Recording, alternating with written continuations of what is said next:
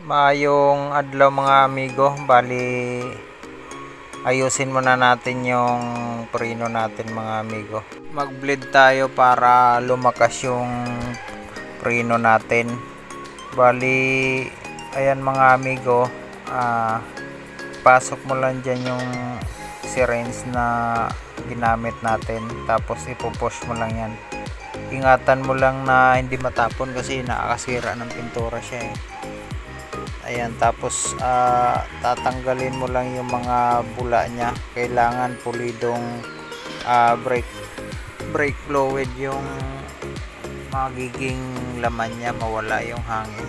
Pag nawala na yung hangin mga amigo, okay na siya mga amigo. Ganun lang kadali. Ayan mga amigo, okay na yung preno natin, makapit na siya. Kaya salamat, thank you sa panonood. Maayong adlaw.